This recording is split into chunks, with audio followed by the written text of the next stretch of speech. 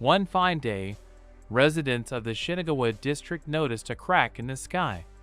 Passers-by stopped in their tracks and stared in amazement at the strange phenomenon. Daimori Hiroto, a dark-haired boy, was one of the people puzzled by the crack in the sky. His mother replied that the spatial hole was a harbinger of something terrible. But Hiroto didn't like her speaking in riddles. He wanted explanations.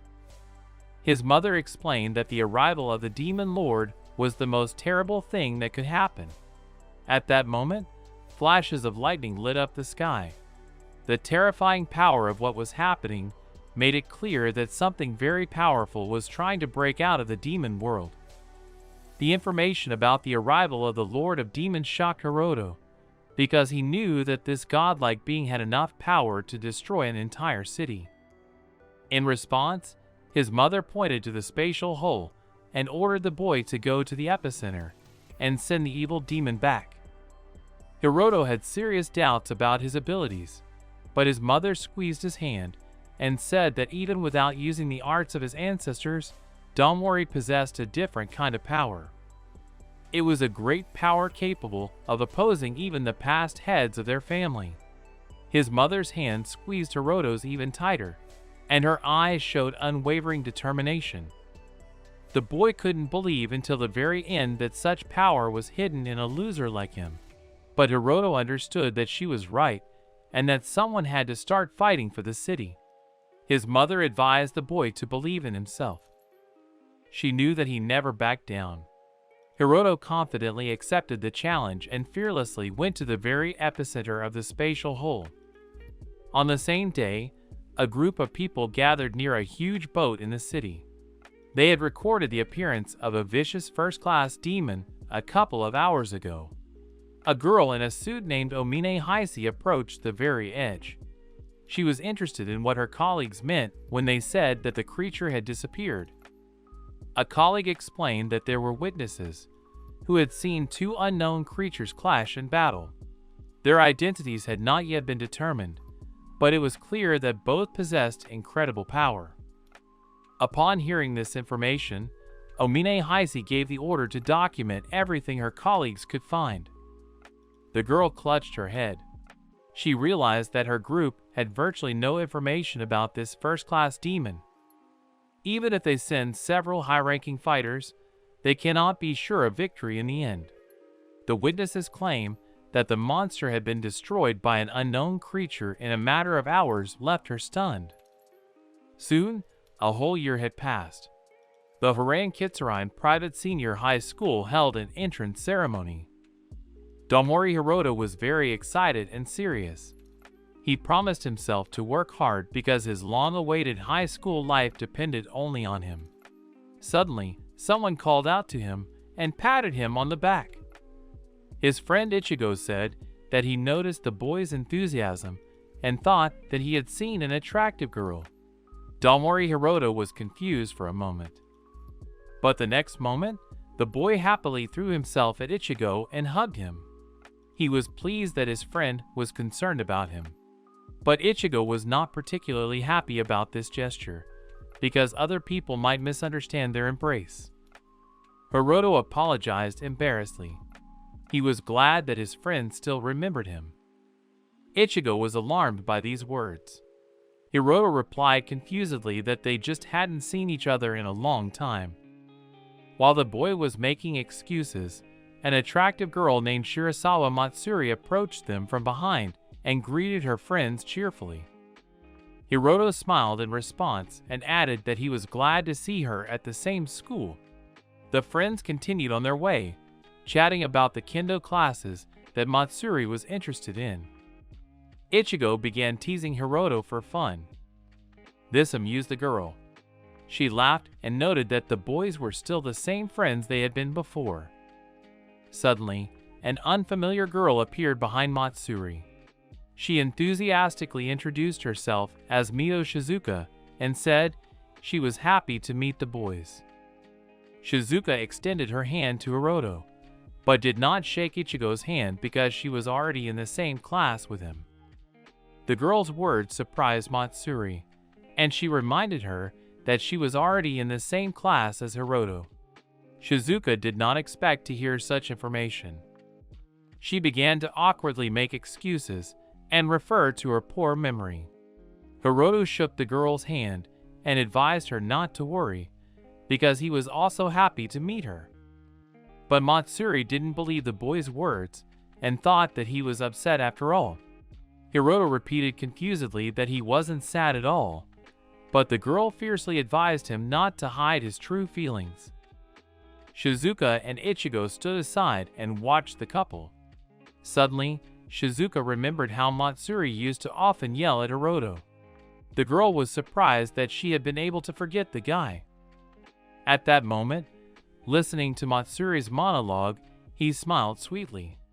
He was amused by the fact that his girlfriend hadn't changed at all, even after all this time. He assumed that Matsuri hadn't forgotten him after all. Soon, the guys were standing in the school hallway discussing Hiroto's life. They were surprised by the fact that the guy lived all alone and didn't receive any pocket money. Ichiro remembered that his friend used to live with his grandfather, who wasn't so poor that he would kick his grandson out of the house. This conversation began to upset Hiroto because it was an extremely unpleasant family situation for him. His grandfather had spent almost all of his grandson's money, which his parents had left him, on games, so the family was on the verge of bankruptcy. Hiroto was forced to drop out of school, but it soon turned out that the principal was an acquaintance of his grandfather. That's why the boy was allowed to enroll in high school. Ichiro thought his friend's grandfather was very strange. Hiroto agreed with his friend. His grandfather was still known for his sword skills. The boy added that his grandfather had also given him his current home. The boys became curious about where their friend now lived. Hiroto explained that he lived in some cheap place that his grandfather's acquaintance had recommended to him. The boys were shocked by this news. Suddenly, someone called the girls, and they left, leaving the boys alone. Ichiro noted that Matsuri stood out from the rest. She was very nice, and her kendo skills were already at the national level. The girl's excellent character made her quite popular among her peers. Ichiro laughed that Hiroto wasn't good enough for the girl. The boy got angry because his friend had promised to support him in his desire to confess his feelings. Ichiro noticed that his friend was still depressed after the girl's rejection.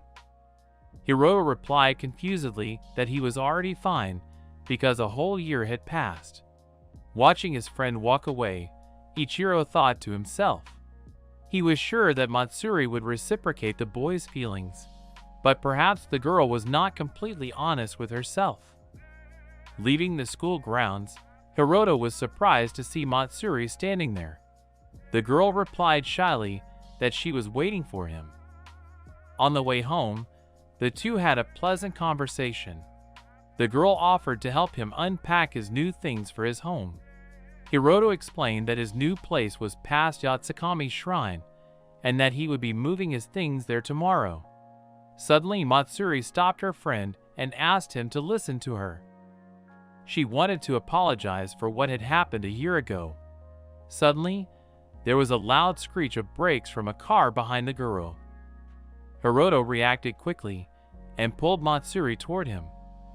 After the car disappeared around the corner, Hiroto stepped back from the girl in confusion and apologized. Matsuri's cheeks turned red, and she thanked the boy shyly. This embrace sparked many thoughts in the girl's mind. She sincerely regretted her previous decision. Deep down, she sincerely wished she could go back in time and try to change everything. Suddenly, Hiroto interrupted the girl's train of thought and asked what she wanted to tell him. Her friend decided to change the subject and asked about the boy's plans for the spring break. She said that she often came to the dojo, but had never seen Hiroto there. The boy admitted that he was looking for his father. Hiroto remembered Uncle Reggie. She asked why her friend was looking for his father, who had gone on a trip. Hiroto regretted that he had not been able to find his father and tell him about his mother's disappearance after the incident in the Shinagawa district. Matsuri wanted to help the boy. Hiroto said goodbye to his girlfriend and went to unpack his things. The girl insisted on offering her help, but the boy said confusedly that he didn't have that many things. On his way home, Hiroto was very happy that Matsuri hadn't forgotten anything about him. Until that moment, he couldn't have imagined how nice it was to be remembered. He was ready to risk everything to protect this ordinary life with his high school friends. Hiroto was very happy that he was moving and would now be living alone. After a long search for a building, the boy finally found his new home. But to his surprise, the condition of the house was quite questionable. Pushing open the broken door, Hiroto looked inside. He had expected cheap housing to be in poor condition, but what he saw shocked him. Broken windows and tiles, a broken floor, and a collapsed ceiling. Hiroto couldn't believe that this was a place for a person to live. More than anything else, the boy was angry at his grandfather for forcing him to live in such terrible conditions. At that moment, Reggie's grandfather sneezed. According to an old superstition, he assumed that someone was talking about him. Teacher Sunway reminded Reggie that only his own grandson could speak ill of the old man. Sunway believed that it was wrong to leave his own grandson to live in poor conditions.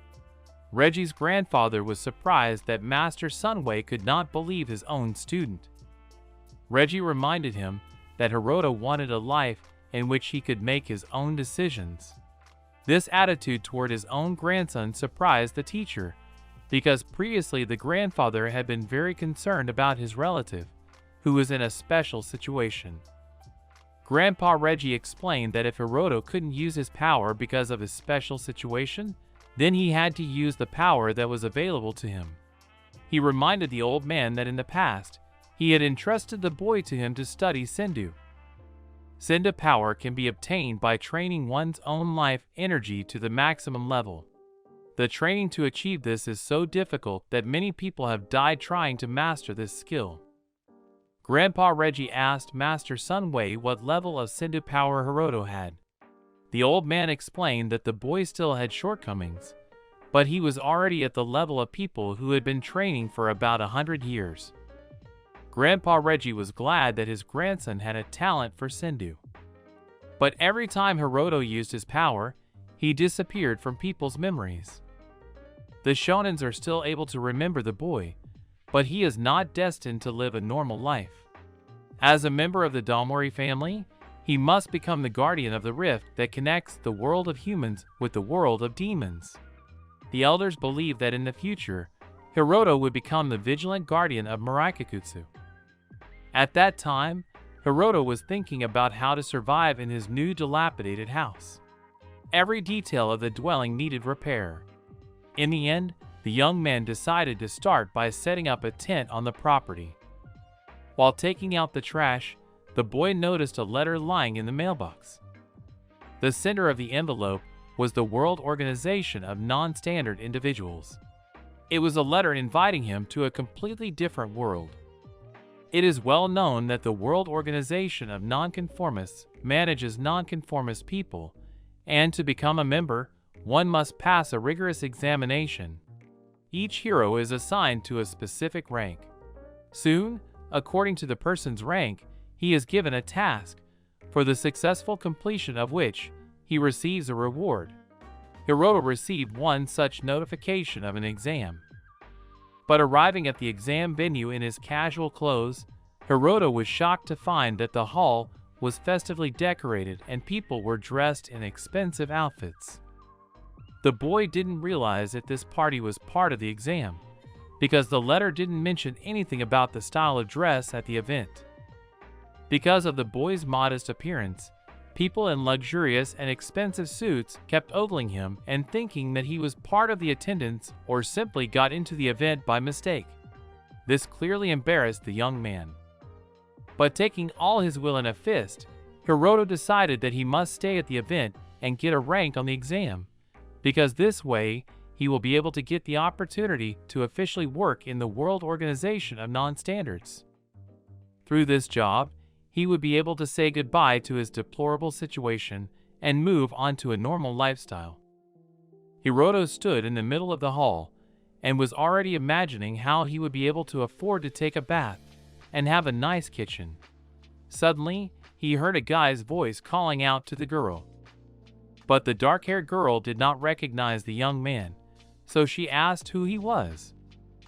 The guests in the hall noticed the girl and began to whisper. It was Mizuho from the Shitenji family.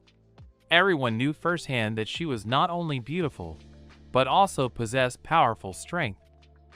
The old Zink must have known that he was going to be deported. But if one went outside the capital, one could run into monsters, and that was tantamount to a death sentence. Mizuho explained that she was quick to forget people she wasn't interested in. Hideo was determined to become the girl's future husband because he had heard that by defeating her, he could get that opportunity. Mizuho didn't like the guy's self-confidence, so she remarked that he didn't know his place.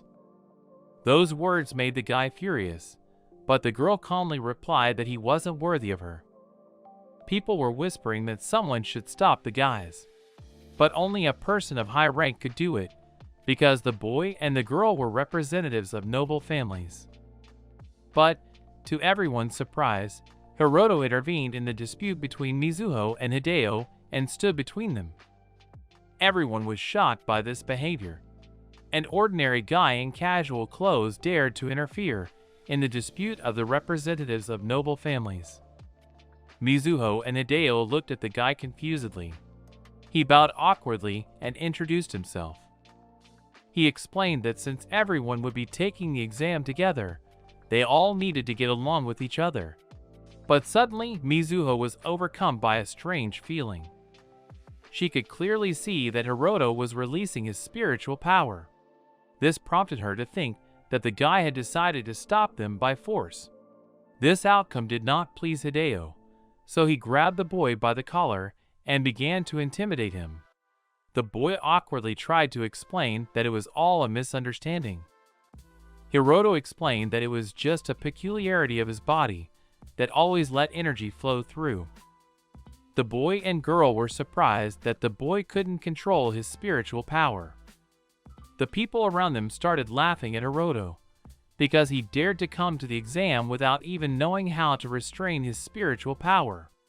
Hideo, with a smug smile, advised the boy to go back home so as not to embarrass himself at this event. Hiroto clearly did not expect to hear such harsh criticism. At this time, the figure of a man was hiding behind the screen and quietly observing what was happening. This person noticed that Hiroto had managed to quickly reduce the distance between himself and them at the moment of the guy and girl's quarrel. This caused him to be very interested. At that moment, a girl with a microphone appeared on the stage and introduced herself. Her name is Omine Heisi. She is the guide for the beginner's exam. The girl was determined to explain to the audience exactly what the exam was all about. The exam will take into account academic skill, combat ability, basic magic and spiritual power, magic and unique skill, and decision-making ability. At the end, each participant would be assigned a rank based on the combined rank of all the indicators. Standing to the side, Hiroto was surprised that the exam would also take into account each person's academic skill. Heisi then displayed a diagram of how the examiners would determine the final rank of the examinees. Hiroto was clearly not prepared for this state of affairs. It turns out that the specialty combat capability only contributes 5%, but it was the basis for all of the boys' basic skills. Hiroto was overcome with panic. The woman called the guest examiner to the stage. The man's name was Alfred Arclight. The entire crowd was shocked, for this man was a true holy sword master. He is the only legend of the highest rank. He also has the nickname of the Demon Killer. The special examiner walked onto the stage and introduced himself. He hoped that the maximum number of examinees would still manage to pass the tests. Standing on the sidelines, Hiroto had been worrying about his lack of academic skill all this time. The guy had lost all hope. Suddenly, someone called out to him. It was Arclight. The man extended his hand to the boy and said that he had seen Hiroto defuse the atmosphere in the hall before the performance began. He was very impressed with the boy's bravery. The people around him began to whisper and wonder who this boy really was, if he had the attention of the holy swordsman himself. Hiroto modestly replied that he just happened to be in the right neighborhood at the right moment by pure chance. Arclight smiled and advised the lad to stop being modest. The man explained that Mizuho is the lady of House Shitinji and Hideo is the heir to House Ku. They are the most famous families among the high-powered families. Also, the boy and girl are both known as geniuses. Hiroto was not aware of the position of these individuals. Arclight added that there are many fine young people in the audience today, one of whom is Hiroto himself. The boy was surprised at these words. Arclight said goodbye to the boy and warned him that he would be the examiner for the combat exam, so he would look forward to the boy's performance. The people around him were very interested in the boy's personality and deep down envied him greatly. Hiroto was pleased that he was praised after all. Hideo was very angry at the boy and thought that he was just a loser. Sitting in front of the examination place office, Hiroto was very depressed and couldn't fight the stress. Hideo and his friends came up to the boy and began to mock Hiroto because he had taken the last place in the academic exam. They were sure that the boy was a real loser. Hideo advised his rival to just watch from the side of the battle so as not to cause trouble for the holy swordsman. The guy sadly bowed his head and thought about it.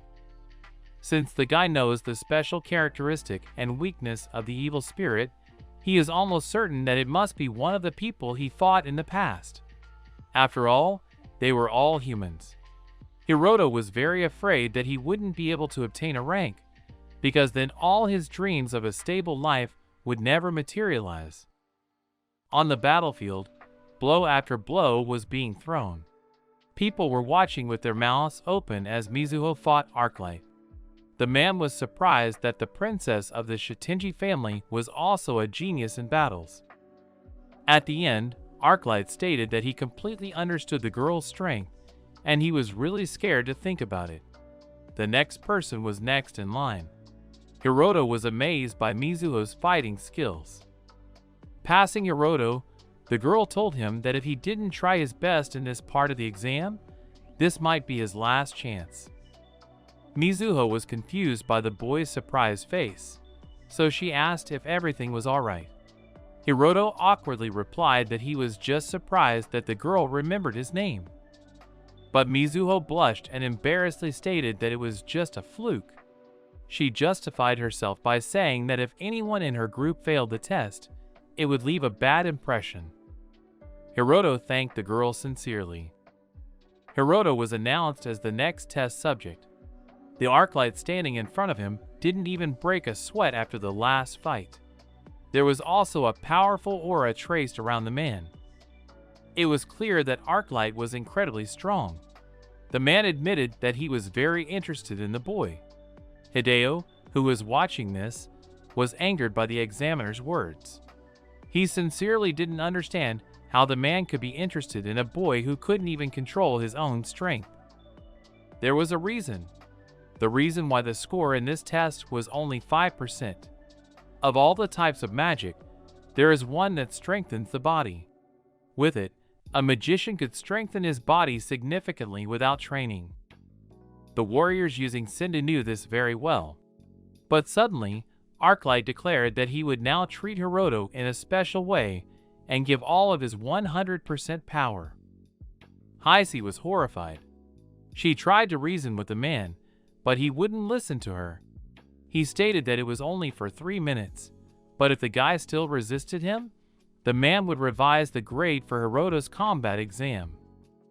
Heisi jumped up from her chair and shouted that the difference in strength between the holy swordsman and Hiroto was huge. The girl tried to reason with the boy and advised him to retreat to stay alive. But the boy was only interested in the examiner revising his grade. A stable way of life was more important to him. Suddenly there was a deafening thump. Elsa and Esther asked Mr. Zink to be careful, and the lad thanked them for their help. But in the dust suddenly became visible the silhouette of a guy, steadfastly reflecting the blow of the examiner. Arclight's hunch was justified. Hiroto was an unusual guy. The man was actually a swordsman. But that didn't stop him from being skilled in combat. After his words, Arclight delivered another crushing blow, which Hiroto skillfully deflected. The boy was not strong in close combat, but now it was his turn to attack. The people around him looked on in delight at what was happening. Hideo couldn't believe that the underdog was capable of such a thing. But before Arclight could react, the boy was already behind him. The man's instant reaction helped him deliver a powerful blow to Hiroto's stomach. The boy was thrown backwards, but he managed to land well. The opponents stared at each other mercilessly. Smiles appeared on their faces. Arclight and Hiroto shook hands enthusiastically. Exactly 3 minutes passed. The man admitted that it had been fun. The boy sincerely hoped that the examiner would eventually reconsider his grade after all. The audience was shocked by what was happening. During the break after the battle, Heisei approached the holy swordsman. She said that she had noticed the man's interest in Hiroto, but the thought that the boy could fight the examiner on equal footing kept her on her toes. Normally, Jink would have to spend the night somewhere along the road to Rio, but right now, it was too dangerous for him to be alone. The question of who Hiroto was did not give anyone a rest. Amina Heisei, director of the Japanese branch of the World Organization of Non-Standards, was reported that Sister Sophia had been murdered. An emergency message from London also mentioned a suspected culprit. That person was the vampire Nosferatu.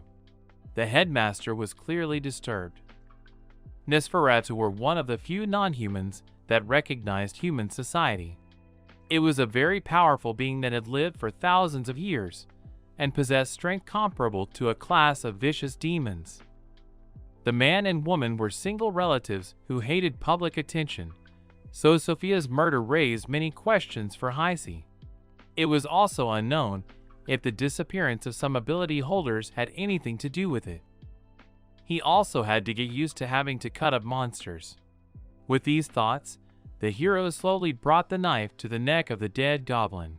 Sister Sophia was a fighter with the highest rank in the World Organization of Non-Standards, and also had the ability of perception. This person was loved by everyone. Heisei didn't understand why such a person was destined to die. At this time, Nosferatu stood on the roof of a building wearing a dark cloak and looked down on the life of the night city. The next day, Hiroto sat in the dining hall and reflected on yesterday's exam.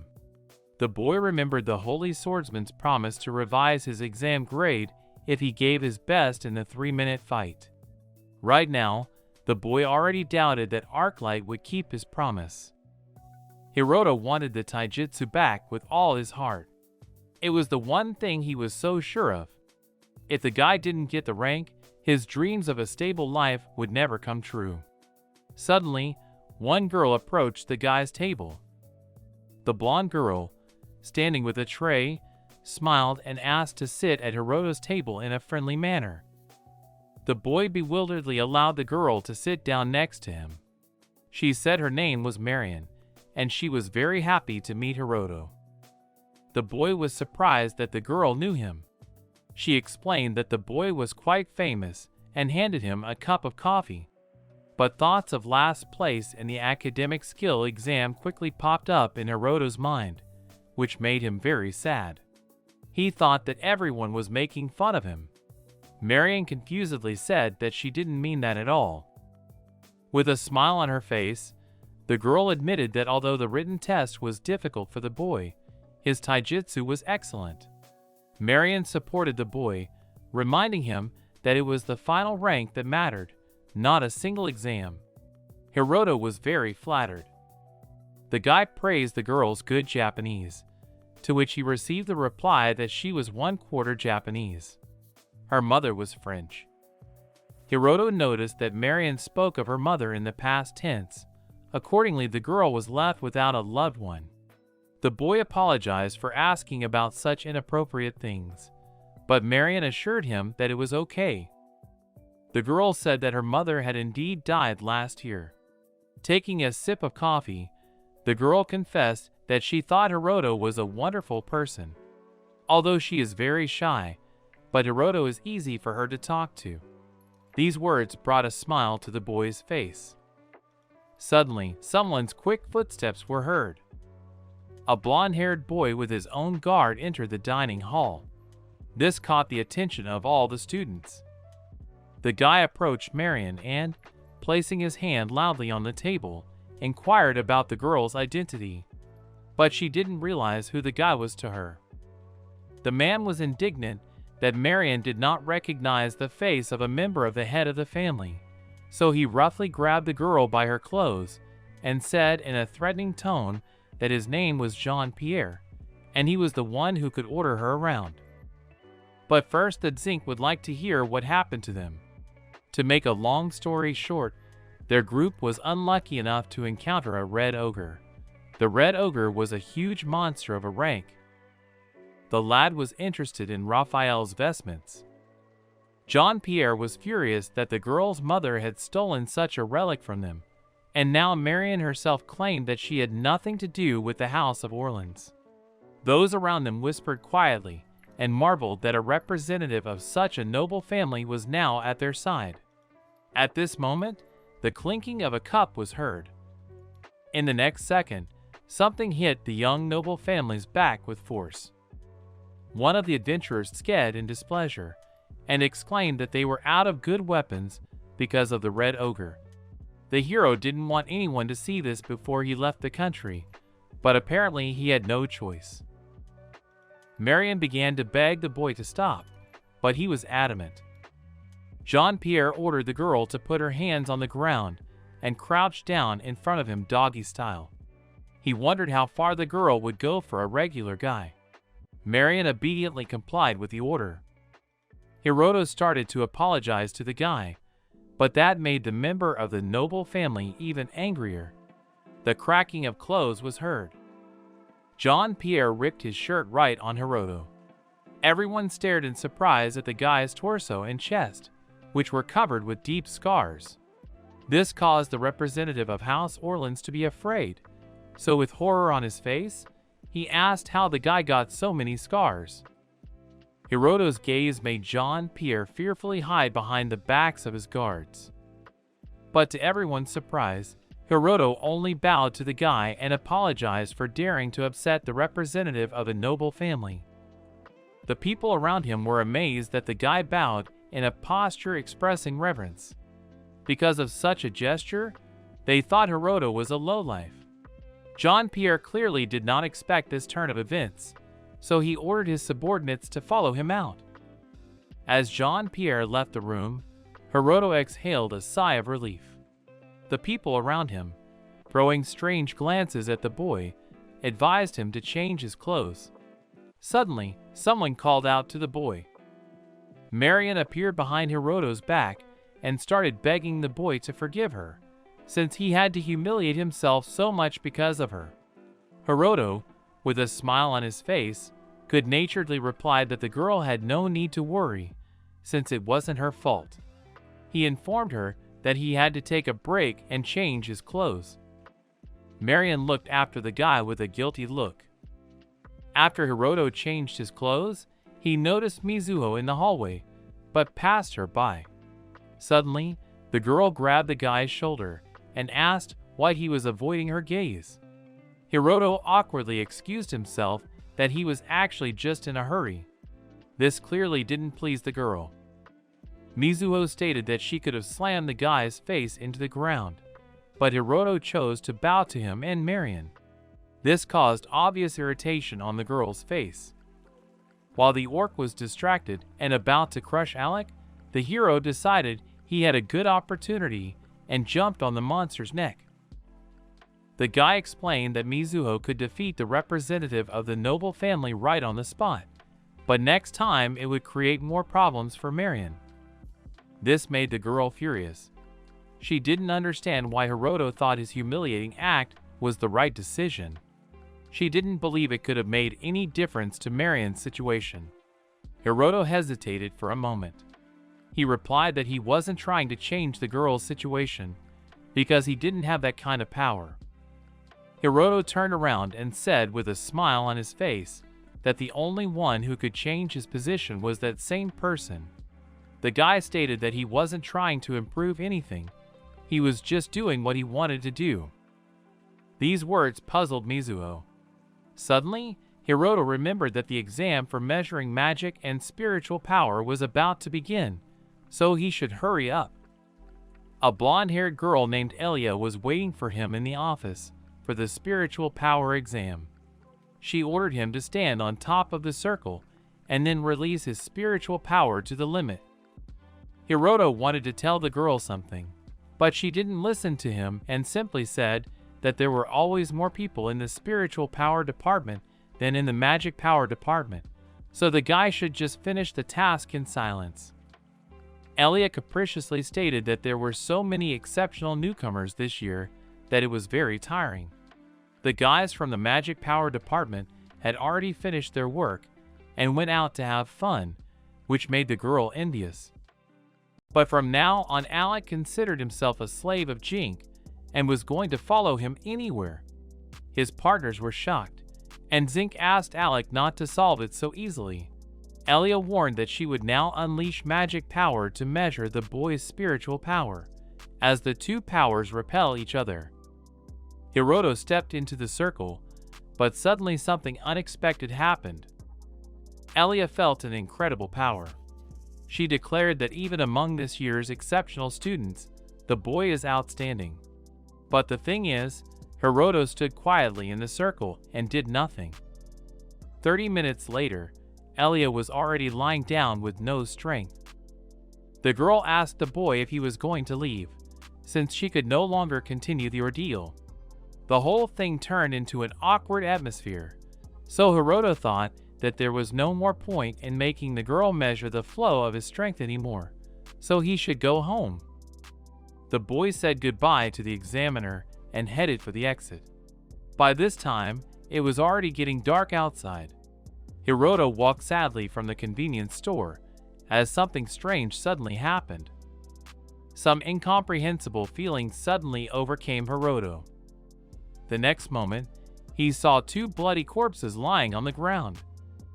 As Hiroto got closer to the corpses, he noticed that they were the bodies of Matsuri and Ichigo. The boy couldn't believe his eyes, looking at the bloody corpses of his close friends. Suddenly, Hiroto opened his eyes and screamed loudly. He had finally awakened from his sleep. The boy thought that he had a nightmare because he had found two bloody corpses on the street yesterday. Hiroto looked at his palm and clenched it into a fist. He believed that if he learned to control his power freely, he would be able to protect everyone. Suddenly, he felt someone calling him. The boy turned around and saw a long-haired girl who smiled gently back at him. But there was no one in the room in the girl's actual place. Hiroto wondered. Lieselot had always hated his such small-minded thoughts. The image of the girl still lingered in the boy's mind. In the afternoon, Heisei and Arclight found Hiroto. The girl apologized for them coming so early, but they needed to discuss the fact that Hiroto had found two inhuman corpses in a pool of blood yesterday. Heisei stated that the investigators had determined that both individuals were of foreign nationality. Hiroto was greatly surprised by this information. He couldn't believe that these subhumans lived like ordinary people. Arclight explained that there are not many such beings, but they do exist. They are members of a fearsome race of ancient magical subjects assimilating into human society.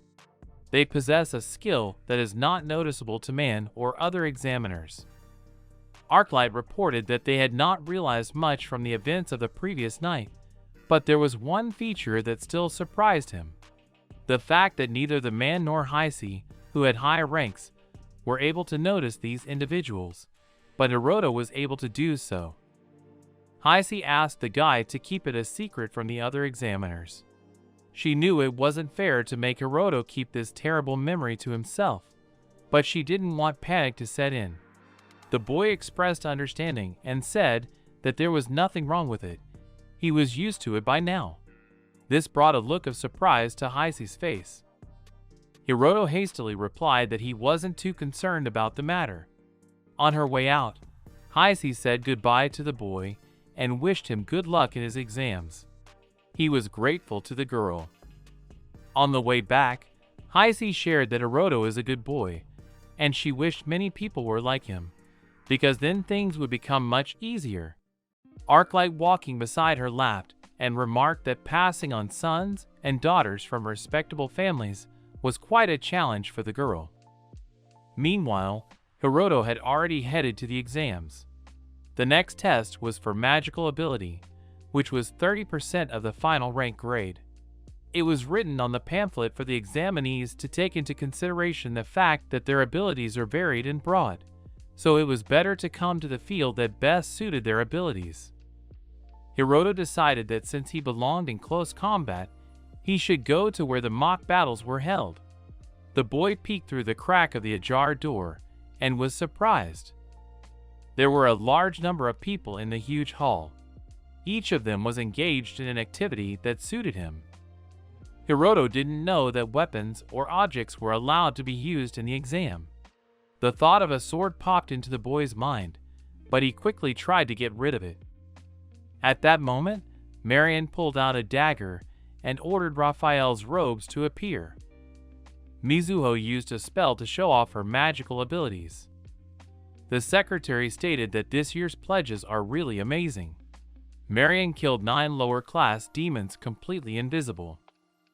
Mizuho showed that she could control 2 attributes at the same time. This was the next promising generation that the whole world is watching. The boys and girls were showing really outstanding abilities despite their young age. Heisei, who was standing nearby, said that Hiroto was next in line. She was really curious to see what the guy would show them that was so unusual. The examiner was a black-haired Doma girl. Elia happens to be her sister. The girl greeted Hiroto and warned him that she would be bringing a sparring partner for his practice battle, so the boy should prepare himself properly.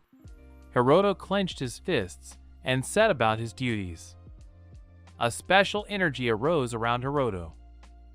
Heisei was surprised, for it wasn't magic or spiritual power. Hideo, standing to the side, believed the boy's taijutsu was a happy coincidence, and sincerely hoped for his opponent's disgrace. Sweat drops appeared on Dolly's face from the exertion. She remembered the order to summon a high-ranking ghost. It shocked her that Arclight had asked her to perform such a task, but the man was counting on the girl. The Holy Swordsman also added that there should be 5 ghosts in the end. Such a confluence of circumstances the girl found outrageous, for in this way they would kill the newcomer. But Arclight, with a smile on his face, assured Dolly that everything would be all right, and at any moment, if things got out of hand, she could cancel her summons. Otherwise, the man himself would intervene. He promised that he would take full responsibility for everything. Dolly couldn't believe her ears. Nervously swallowing, Dolly once again thought that she was not responsible for what was happening, so she raised her hand and began to recite the spell to summon Manticore. Marion and Heisei were shocked at what they heard. They didn't understand how the girl dared to summon 5 top-class ghosts. Hiroto quickly regained his senses and rushed into action. Heisei yelled at him to deal with all the ghosts one by one, but the boy didn't listen to her. Marion was also in a panic, as she knew it was very dangerous to rush into the center. Heisei ran up to Dolly and ordered her to cancel her summoning and send rescuers, but the girl only said guiltily that it wasn't her whim. But suddenly something caught Dolly's attention.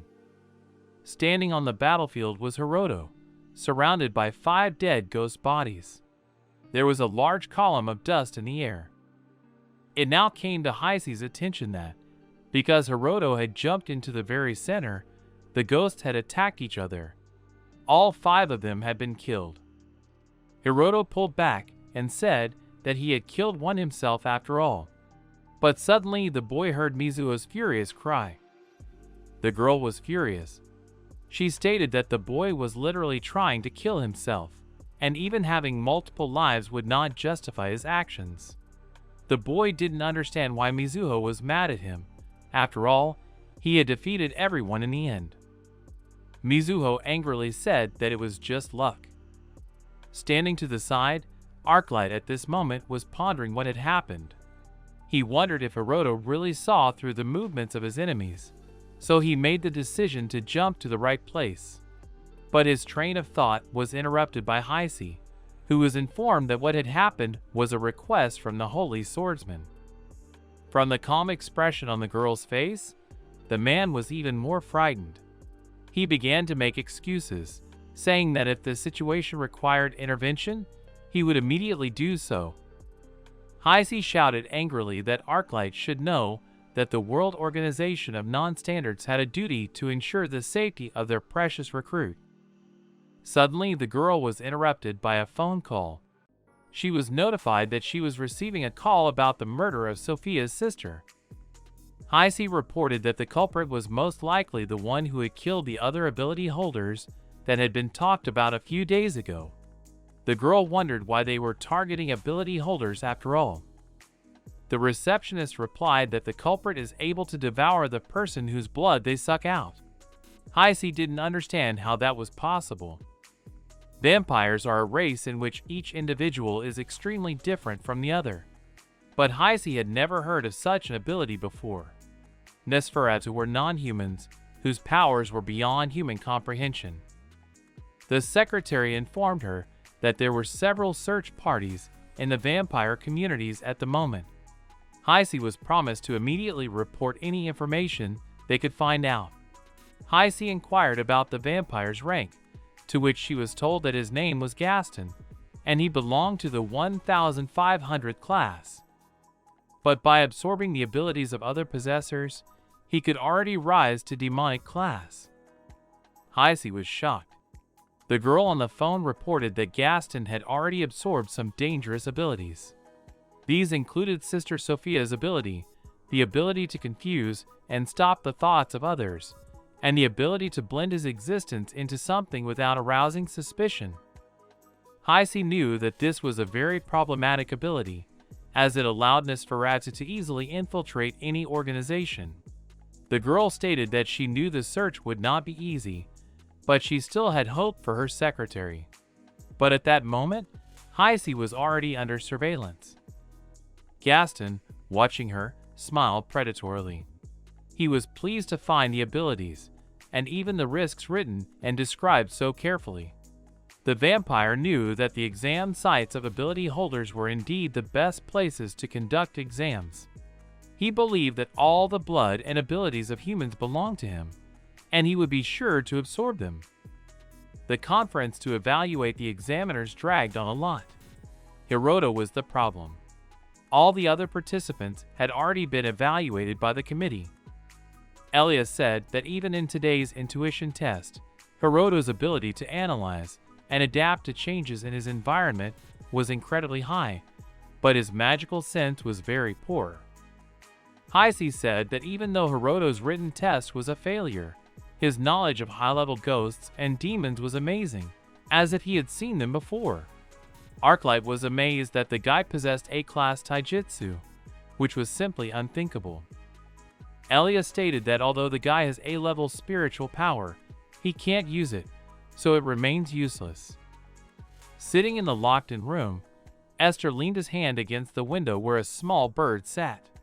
He wondered what his brother was doing now, and assumed that he was currently wandering lonely in the forest.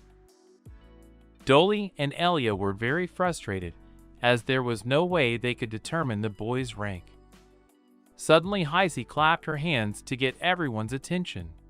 The girl said that there was a chance that the test results would not be able to measure the rank of the examinee, so she would use her veto power.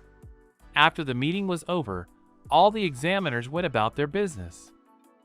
Heisei approached the holy swordsman and inquired about his knowledge on the boy, for it was noticeable that Arclight had made him stand out from the crowd from the start.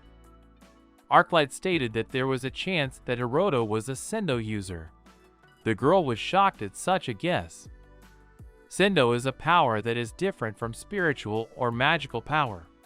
Arclight had heard that it could only be obtained through grueling training. Still, there was doubt in the man's speculation. Hiroto had many strange characteristics. Arclight admitted that he had never heard of such a fighter before.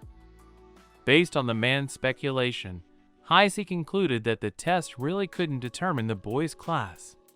Suddenly, someone called out to the holy swordsman. The man informed holy swordsman that the car to the airport was ready. Arclight said goodbye to Heisei and headed after the man. As he left, the girl put her hand on her stomach. Karen came out with Bogart and told the others that they were done with the others. The rest of the enemies had managed to run away. The closer they got to the borders, the more monsters they got. If they were merchants or low-ranked adventurers, they wouldn't be able to reach the border. Suddenly, Marion approached the guy and wondered why he was standing on the sidelines. Hiroto explained that he had misunderstood everything a bit, so it was a bit hard for him to blend in with the others. Suddenly, someone turned to Hiroto and said that a loser like him had no right to be in this place. Hideo, laughing evilly, said that this party was dedicated to those who were assigned a rank, so the boy should leave the premises. Hiroto was angered by those words, so he tried to humiliate the boy in return. Vouching for Mizuho's support, Hideo said that Hiroto's presence would only ruin people's reputation. But the girl ignored the annoying guy's words and turned to Hiroto. She said that she had a gift. From behind, two men approached the guy and grabbed his hands. The men started to lead Hiroto away, which made Marion uneasy.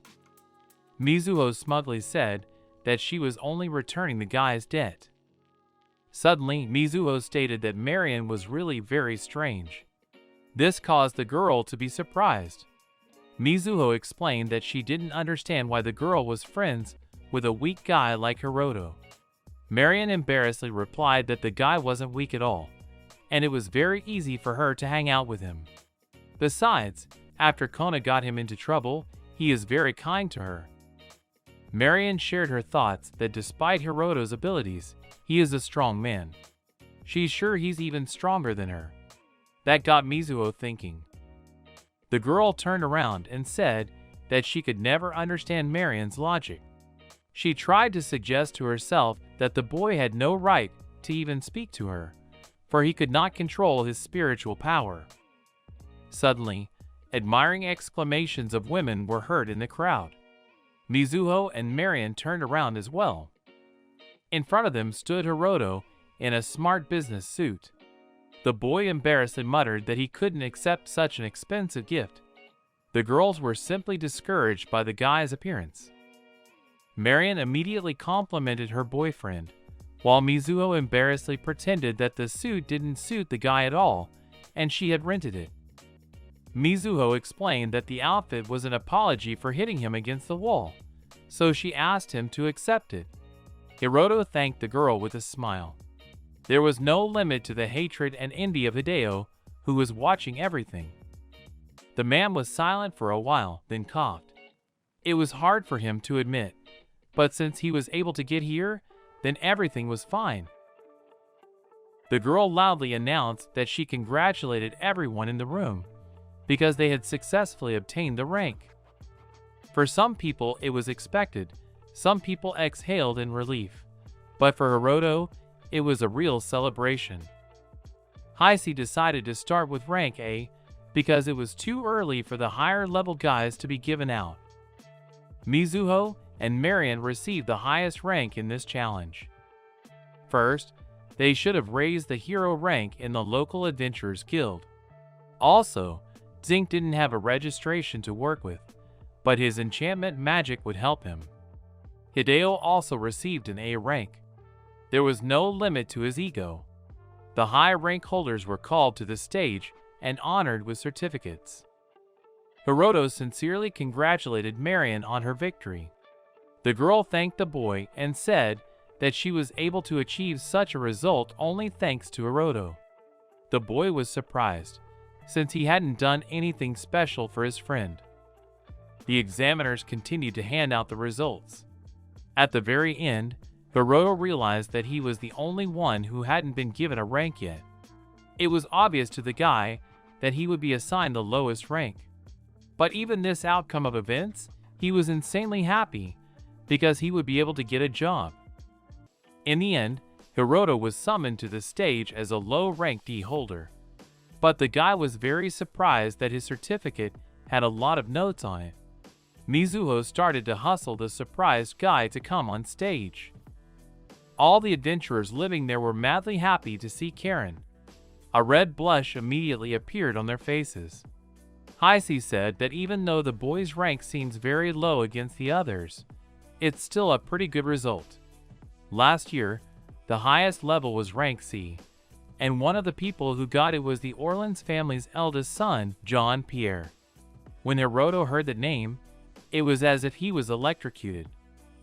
Heisei was surprised by the guy's reaction and asked if he knew the man. Hiroto shook his head negatively, pretending that he had never heard of this representative of a noble family. Holding the rank assignment certificate in his hands, Hiroto was insanely happy because he would finally be able to earn money. He was also very eager to finally return to a normal school life. But suddenly something strange caught the guy's attention. Some strange feeling did not give him peace. Marion asked her buddy if everything was alright. Hiroto asked the girls if they felt the same way he did.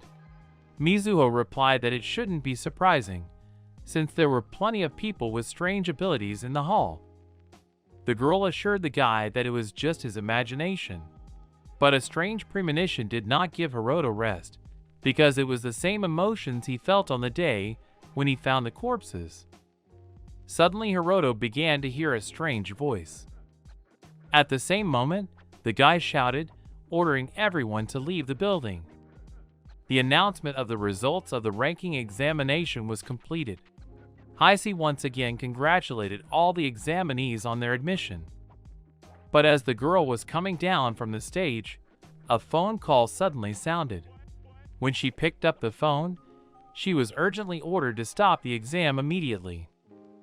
The World Organization of Non-Standards had received an emergency message from the Vampire Society.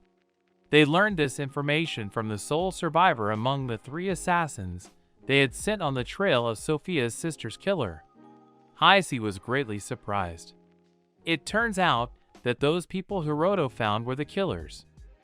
There is a strong possibility that Gaston is a vampire who preys on the blood of gifted people. And he is currently in the examination hall. There was no doubt that the corpses Hiroto found belonged to the assassins, which meant that their target must be somewhere close. But the question arose as to why Gaston had not yet taken action. Snow noticed that the boy did not move from his seat and assumed that he would not attack him. In that case, he would be the first to go on the offensive. This could mean that Gaston was looking for his next target based on the data from the exams.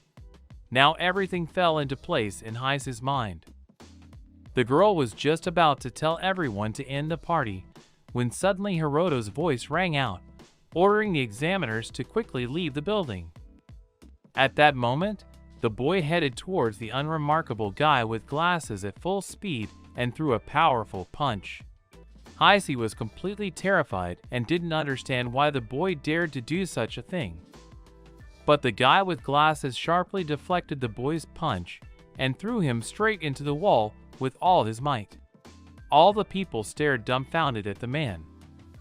No one understood what had happened a moment ago. Mizuho and Marion ran towards Hiroto, hoping to help their friend. Suddenly, the guy with glasses blocked their way, and with an evil smile on his face asked them where they were going. Heisei rushed to the girl's aid and struck the man, ordering him to get away from the children. The woman warned Marion and Mizuho to get the girls away from this place as fast as possible, for they are the target of Nosferatu. This guy is one of the high-ranking non-humans, who can absorb the abilities of others by drinking their blood. Gaston was a true vampire. After such information, panic immediately appeared among the people. Heisei gave orders to urgently contact the Holy Swordsman and summon him from the airport. The girl herself planned to detain the vampire until Arclight arrived. Right in the middle of the fight, Jink used his vision and saw that Snow's swordsmanship was at the 104th level. Hearing that name, the vampire grinned. The next second, he was already laughing out loud, calling such a statement rude. Laughing, he said that the old woman was already on death's doorstep. Gaston admitted that the big problem was that Sister Sophia was planning to die and leave him alone. Tears streamed down Gaston's face. He stated that the girl should have always been at his side. Heisei was pissed off by this. She decided that this vampire was clearly in over his head. Gaston explained that his desire to stay with his sister Sophia for life had driven him to suck every last drop of her blood. Now he hoped the girl would always be with him. The vampire smiled and admitted that he hadn't expected the girl's ability to pass to him. Glancing at Heisei, Gaston said that the girl planned to hold him off so the others could escape and then wanted to buy time before the Holy Swordsman arrived. Mind reading was Sister Sophia's ability. Heisei ordered Mizuho and Marion to take Hiroto and leave the place immediately. Vampires have superior physical strength and magical abilities. Gaston also has about 50 stolen abilities. One of the most powerful abilities of this era was the ability to read the minds of others. The realization that a vampire knows every future move of the team made Heisei very tense. It wouldn't be an exaggeration to say that the vampire was of the demon class, so Heisei was hustling the girls to leave the place. But Mizuho was also worried about the woman herself. Heisei raised her hand and used a spell. She too is a demon slayer. But in her mind, she remembered that she wasn't doing it alone. The woman's words sounded convincing to Mizuho, so the girl began to lead Marion away from the battlefield. Marion inquired if Mizuho knew the woman. Karen ran up to the head and said she would heal him right away, but Snu asked not to, as he only had enough of the potion. Mizuho informed that they should just focus on Hiroto right now. The guy had been lying under a pile of rocks from the collapsed wall the whole time and hadn't moved. Mizuho was about to rake through the rubble when Marion suddenly noticed that the guy was still conscious. To the girl's surprise, Hiroto started to get up on his own from under the pile of rubble. Mizuho was shocked at how sturdy Hiroto was. But the boy was already worried about the whereabouts of the strange stranger who had sealed him into the wall.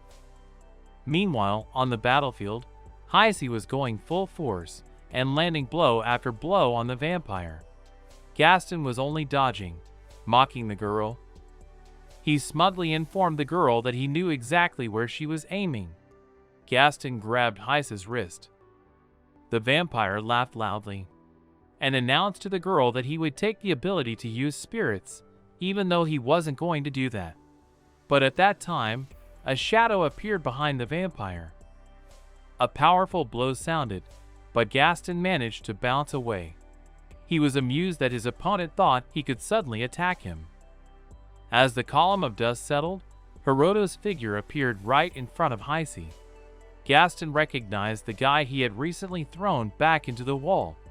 Mizuho and Marion stared at their buddy in shock, because all the action had literally happened in a matter of seconds. Heisei excitedly asked Hiroto if he was okay, but the boy didn't answer her question and just asked everyone to evacuate and leave the opponent to him. The girl tried to reason with the boy, saying that his opponent was a vampire that no newcomer could compare to. Heisei replied that they wouldn't be able to evacuate anyone at this rate. During the fight, a hero came out of the wagon and said he would help them too. At this time, one of the adventurers was fighting the kobold with his bow. The hero decided this was a great way to test his skills in water magic and aimed at the group of kobolds. Suddenly, Hiroto asked Heisei if Gaston was an acquaintance of hers. He explained that it was because of this hunch that he had hesitated to strike him first. The girl replied that it's a positioning ability. It causes those around him to treat him in a friendly manner without suspicion. That's why he was able to sneak into the hall so easily. Hiroto said that normally, with their powers, people wouldn't be in this situation, but he had the same strange feeling not too long ago when he found the corpses in the East Wing. His instincts were telling him to run as soon as possible. Mizuho was surprised that Hiroto had found the troops. Marion thought this reaction to dead people was quite normal. Hiroto advised the three girls to figure out what to do to get out of that hall. But Mizuho and Marion were also overcome by a strange feeling. Hiroto couldn't stand it and clapped his hands for attention. The two new students felt that they would die as soon as they left this place, while Heisei felt that they needed to get out of the hall as soon as possible. Both of these desires were quite strong. A complex thought process was going on in Heisei's mind. She was in agreement with the guy's thought process. At the same time, the newcomers are in an illusion that prevents them from seeing a way out. The students couldn't leave with the others, so they remained in the room confused and stunned. Cinda's training had taught Hiroto to see the world in its true form. The guy made the assumption that Gaston was using the power of positioning to manipulate everyone's thinking. The boy's thoughts amused the vampire greatly, and he stated that most of them were correct. Gaston asked Hiroto if the boy was on the list of new students, but he remembered Mizuho and Marion perfectly well. Gaston knew that the two new students were ranked A, but had absolutely no recollection of what rank the boy was. The vampire asked him that question. Hiroto proudly and excitedly stated that he had AD rank. Mizuho ordered the boy to remove the silly smile from his face, for this rank was no reason to be so proud. Gaston, hearing the guy's estimated level, thoughtfully said that it was impossible. It seemed to the vampire that the boy had already had the experience of fighting someone who could read minds, because he so strongly discourages them and all the time thinks only about girls in swimsuits. Hiroto's friends were outraged by this information. Mizuho was furious, and Marion was clearly disappointed in the guy. Hiroto started making hasty excuses, saying that it was just a strategy to fight his opponent and he would change things right now. Now Gaston reported that Hiroto was thinking about math. The next moment Heisei threw a punch at the vampire, which he calmly repelled. The man said that if the girl was so excited, none of her attacks would hurt him. The boys sat down at the sumptuous table with Mr. Brando. The Count asked the gentlemen of the Sacred Flame to enjoy their meal. The hero smiled and wished everyone a pleasant appetite. But Gaston stopped his fist a few centimeters away from the girl's stomach. Having read her mind, he was surprised that she was pregnant. At the same time, the girl had said nothing to the father of the child, the holy swordsman. Now it was clear to the vampire why the girl hadn't used all her power. Gaston remembered how Heisei had consulted with Sister Sophia. The man could sense the girl's admiration. The vampire stated that there was now a bond between him and Heisei, so if the girl continued to resist, he would massacre her and her child. Heisei, discouraged, fell to the ground. Mizuho was afraid that Gaston had done something bad to the woman, so she gave him a magical attack. But the man quickly and deftly dodged it.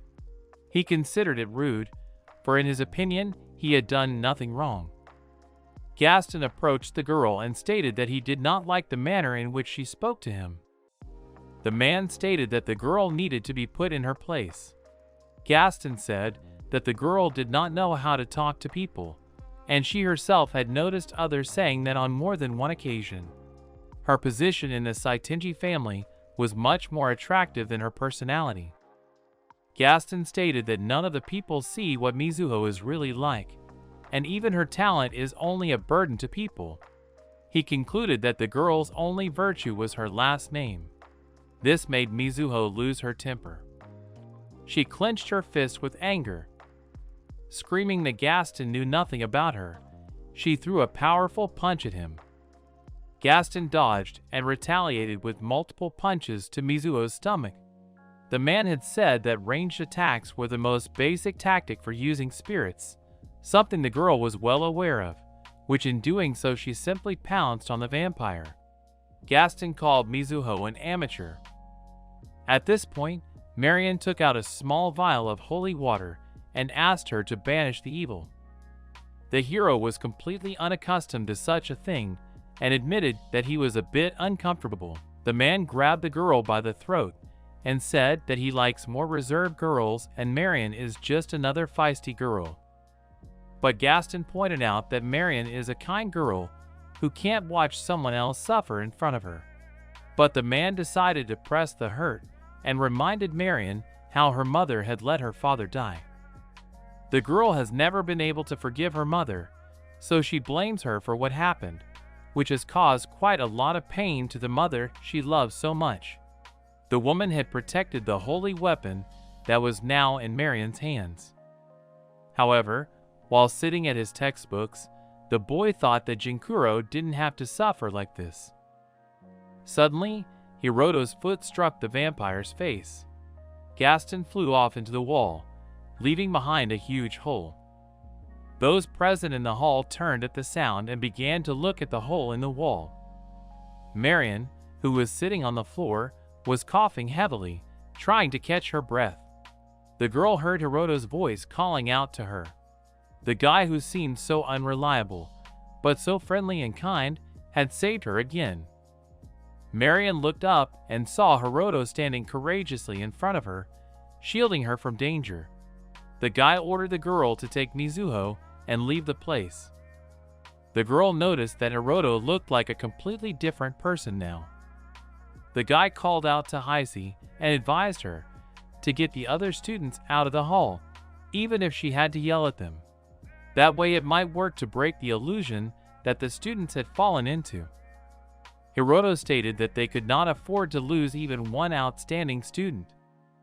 The boy turned around and said with a good-natured smile on his face that as the worst student, he would keep the vampire in this place. Heisei was surprised by the boy's words, but at the same time, they reassured her. The girl promised to be sure to bring the holy swordsman while the boy held the vampire. Heisei reminded the boy that even with his grade, he was still an important student to them. Hiroto smiled sweetly. Suddenly, someone slapped him on the back. Turning around, the boy saw Mizuho and Marion. Mizuho stated that she wouldn't forgive the guy if he died, so she asked him not to do anything stupid. For some reason, everyone immediately realized that if they stayed in that hall, they would only be a burden to Hiroto. Marion tearfully asked her buddy to come back alive. Mizuho's slap cheered Hiroto up. The guy didn't want the girl to carry that burden too, so he decided it was time for him to get serious and try out his powers. A rumbling sound came from the hole in the wall. The next second, Gaston 6 broke free from the pile of rocks holding him back and wailed loudly. He said that people should not think about getting out of this hall. In a furious voice, Gaston explained that all people with peculiarities were his food. The people in the hall didn't understand what was happening, but what scared them the most was that there was a vampire in the same hall as them. Hideo realized that now he had a great chance to show his skills to Mizuho, but he knew that if he did, he could be killed. Hideo remembered that there was still a top-ranking representative in this hall, so he confidently headed towards the exit, pushing everyone in his way. But what happened in the next second horrified him the most. The door that was right in front of him instantly disappeared. Hideo grabbed his head. He didn't realize what he was thinking, because even if he could get out of this hall, only death awaited him outside. Suddenly, a deafening explosion was heard. Hideo pressed his back into the wall and began to shake. The people in the hall began to panic as they saw the vampire being thrown backwards. Heisei loudly announced that there was no need to worry, so the examinees should follow her to safety. But something else caught Hideo's attention. Mizuho, leaning on Marion's shoulder, was struggling to stay on her feet. When it was over, Chris exclaimed to Zinc that it was just incredible. He also recalled that the hero had gotten a pretty cool water cyclone out of it, and it was great. Suddenly, there was a deafening roar from the vampire. He turned and looked at Hideo and Mizuho. Gaston was furious that the humans thought they could get away from him. In any case, this Marquis of Panem was quite a high-ranking aristocrat, and if that was the case, he could tell the king about him. Hiroto, seeing that Gaston was interested in Mizuho and Hideo, reacted quickly and stood up to defend the boy and girl. Gaston tried to hit the boy back, but Hiroto skillfully deflected the attack with his foot and instantly threw the next punch. Gaston was thrown aside. The vampire was furious. He couldn't believe that the guy actually had AD rank. Gaston grinned and the scar on his cheek instantly healed. The Marquis turned to His Majesty, but the king gestured with his hand and ordered him to be quiet. He could perfectly understand their concern, but it concerned all mankind. Hiroto realized that if he continued to fight at this pace, the accumulated damage would put him at a disadvantage. Gaston and Hiroto stood staring at each other. The vampire's mind was full of questions. Gaston didn't understand how Hiroto seemed so calm and unperturbed, even though the vampire was going full force. It gave the impression that the boy was a seasoned veteran. Gaston realized that there was something special about Hiroto. It was this amazing power that the vampire wanted to get his hands on. In any case, Zinc was an aristocrat and a man with power, and no one liked that. The rest of the council doubted they should have paid any attention to it. The girl reported that the man's car was stuck in traffic, so it would take him longer to get back. Heisei was very worried, because no matter how strong Hiroto is, his opponent is demonic class. Heisei was about to head back when suddenly someone called out to her. People began to crowd around the girl and wondered if what was happening would somehow affect their exam grades. While Heisei was dealing with the rest of the students, Mizuho and Marion were sitting near a tree. Mizuho thanked her friend for her help. But there was a look of worry on the girls' faces, for they had just heard that Arclight wouldn't be able to come for the time being. That being said, none of the men were worried about how they had managed to escape. Marion said that she had no right to blame them, since they didn't even have experience in real battles. Mizuho gritted her teeth irritably. But the girls were distracted by Hideo, informing them with an incredulous expression that he had brought water for Mizuho. But to his great surprise, the girls only turned around and ran away. Hideo irritably threw the glass of water on the ground. He knew that Mizuho and Marion wanted to return to the hall. In his opinion, there was nothing the girls could do if they arrived at the battlefield again. Meanwhile, Hiroto and Gaston stood opposite each other. All this time, they had been fighting mercilessly, and Gaston noticed how the boy was beginning to tire. Though only a little, Hiroto was beginning to show what was in his heart. The vampire's plan was to make his opponent let his guard down, to destroy him from the inside out. There was still quite a bit more to go. Suddenly a loud sound was heard. The guys turned around and saw a girl whose leg was pinned by a large piece of wall rubble. Hiroto realized that things were bad, because someone had not yet had time to evacuate and remained in the hall. Gaston grabbed the huge wall fragment lying next to him. In the next moment, he launched that rock directly at the girl. The frightened girl covered her head with her hands and froze. Hiroto realized that he wouldn't be able to protect his student in time. Suddenly, fragments of a huge stone flew in different directions. Mizuho deftly used magic to fight off the debris of the wall, and Marion at that moment covered the poor girl with her body. Marion helped to heal the wound of the girl, who had not evacuated in time, and ordered her to leave the hall as soon as possible. The student ran out of the building and thanked her saviors. Mizuho and Marion were happy that Hiroto was alright. The guy was very happy to see the girls, who came to his aid in such a time of need. But everything that was happening only made the vampire smile evilly. His grin didn't bode well. Gaston now had a perfect video of the hole in the boy's heart. Hiroto was clearly getting sick, and the girls, seeing this, ran up to him and hit him behind their backs. Gaston was happy to see Mizuho and Marion again. The vampire was very happy. He wanted to learn as much as he could about Hiroto and show that information to the girls. Many shards of memories began to fly before the villain's eyes. The boy felt embarrassed, so he decided to stop this questioning. The hero looked at the girl and realized something. Only Hiroto, Mizuho, and Marion were in the hall. Across from them, grinning, stood Gaston. Using only mind reading, it was quite difficult for the man to see anything in the boy's heart. The hero puzzled over the fact that he needed battle slaves. He would need a lot more, and for that he needed money.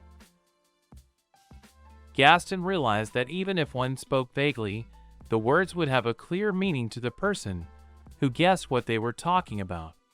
That was why one could act as if one knew everything, while only basing it on the scraps of memories one could see. In this way, you can easily make a person break down the wall protecting his heart. Gaston said that the D-rank boy seems to be a rather kind person. Even now that his heart is close to destruction, he still hates to see someone hurt. The vampire smiled predatorily and stated that it was all too naive. The girls were excited to welcome the newcomer from the first class.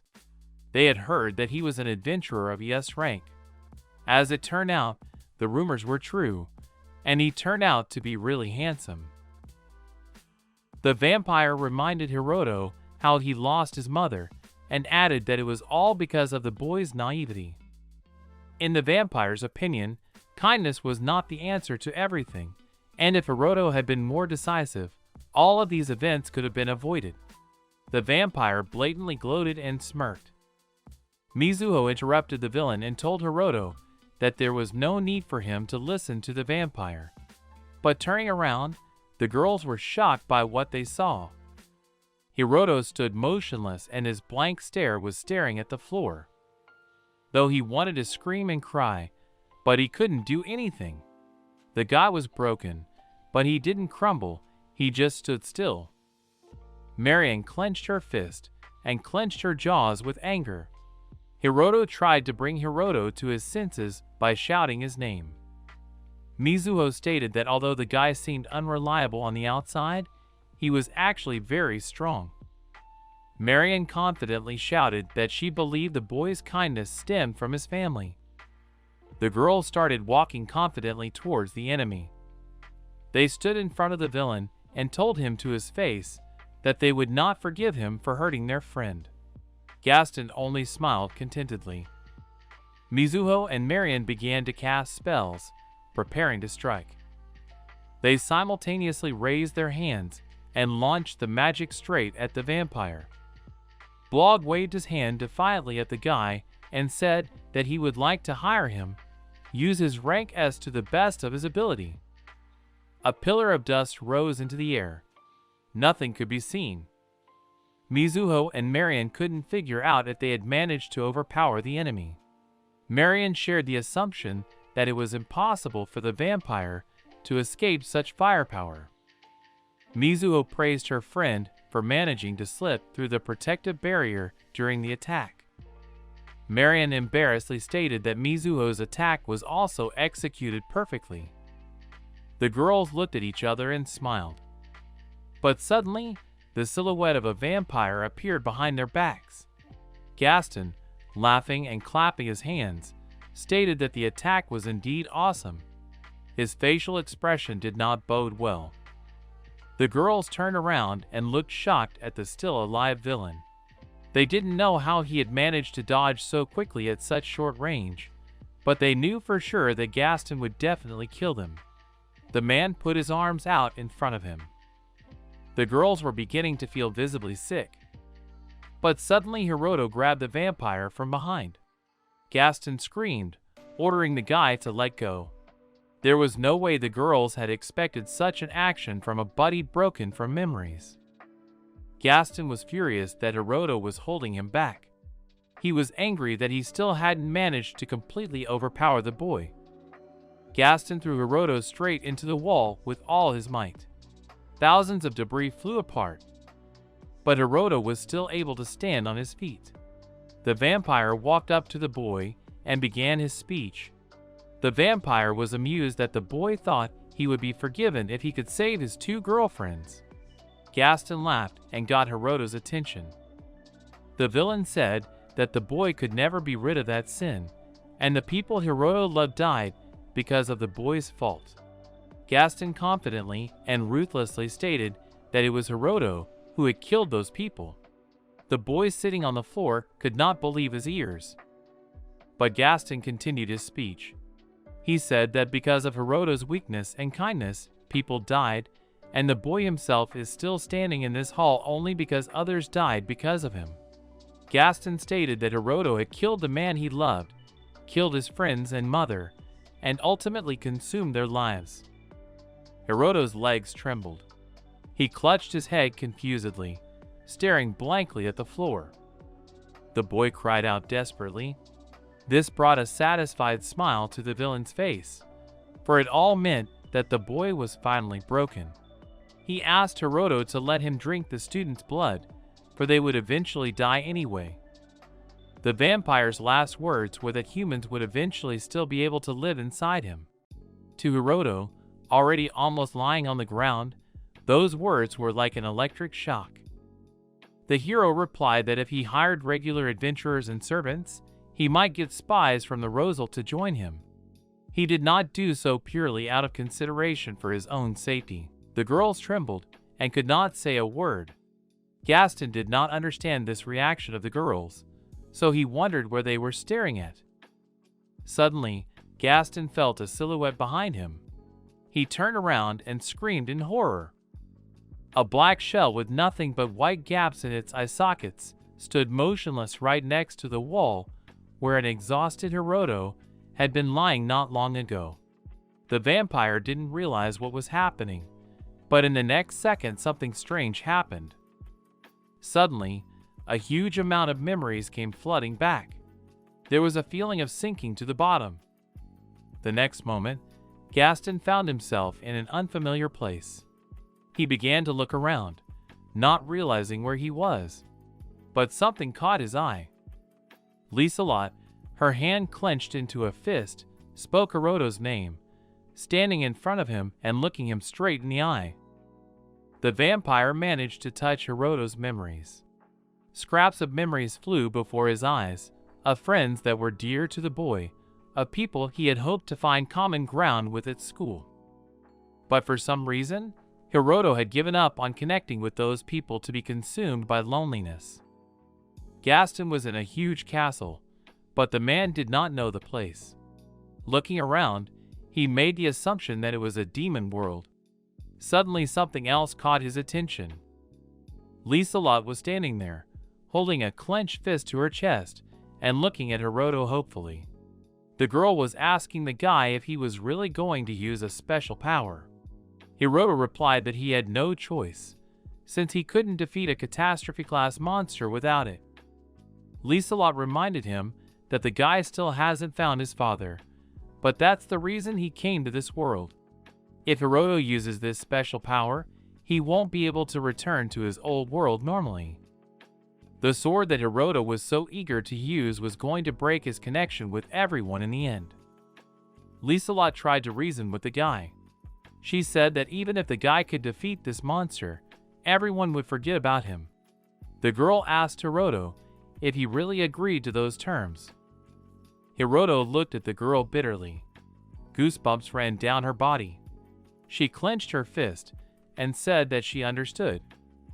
Liselot, to Hiroto's surprise, stated that the boy could use the sword, for after all she would never forget it.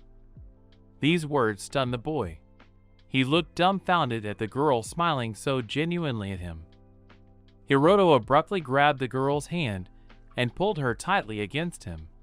Holding her in his arms, he thanked her.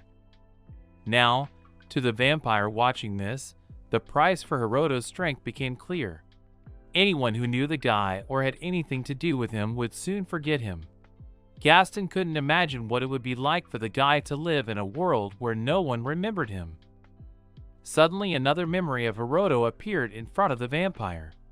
Right in front of the man towered a huge catastrophe-class demon. Gaston looked fearfully at the huge black monster with only white spots instead of eyes. The man behind him began to encourage Hiroto, urging him to finally kill the enemy. Liselot screamed silently, watching the scene. Suddenly, Meijin, a catastrophe-class creature, asked Hiroto a question. He wondered if the guy was trying to kill him just because he's on the shadow side. In this way, justice only breeds cruelty from the light side. Hiroto swallowed nervously. The man behind him tried to enlighten the guy for his desperate act, saying that Meijin would leave now if he procrastinated. The villain smiled. He was amused by Hiroto's naivete. But the guy lowered his head and apologized because he couldn't get over himself. He knew that all the people had worked so hard to finally corner the monster. Liselot said it couldn't be helped since the guy was such a do-gooder.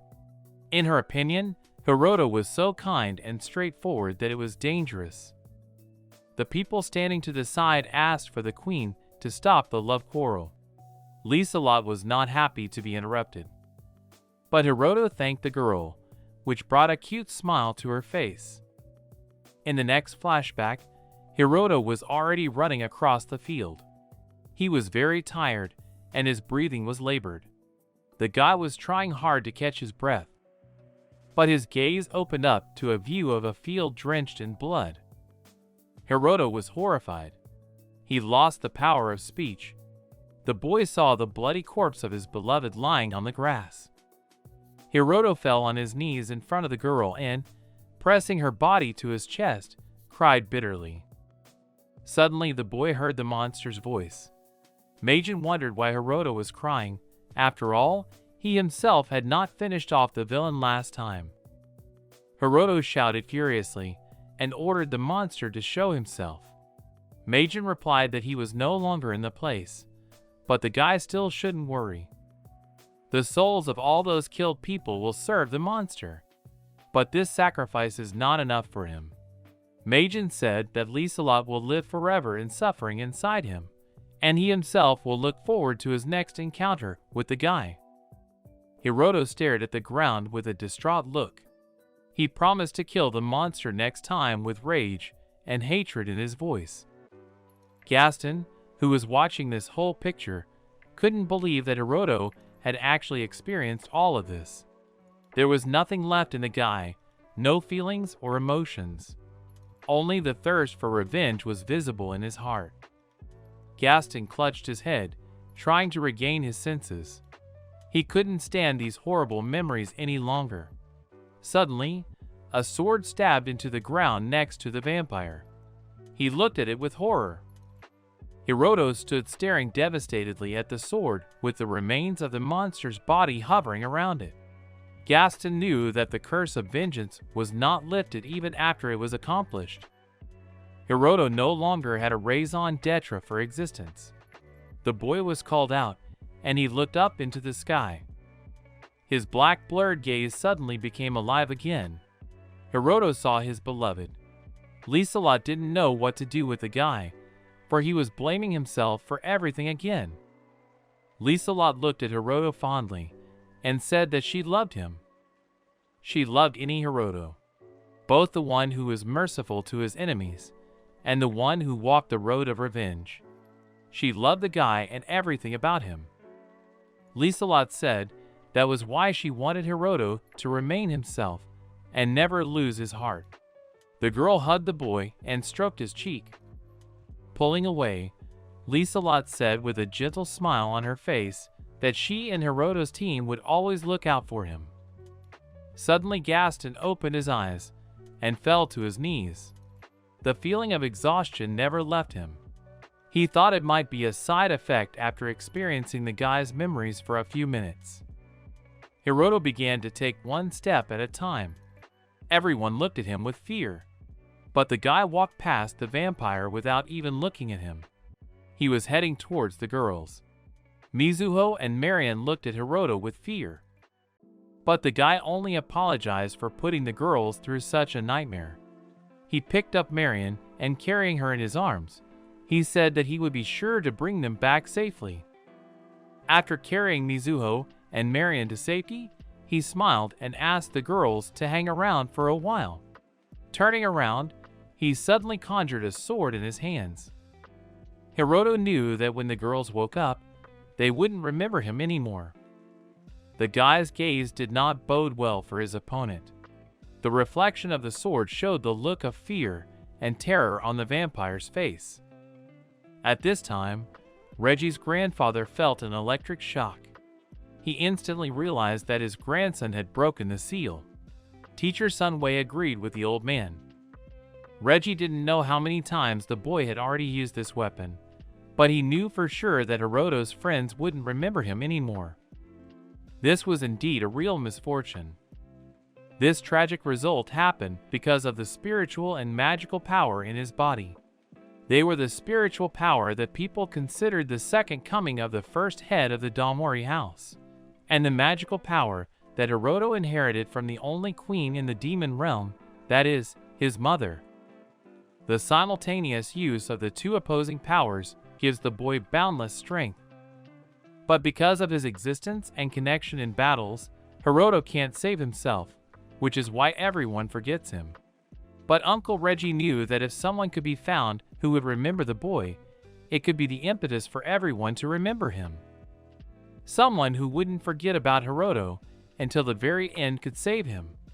At this time, a star fell in the night sky.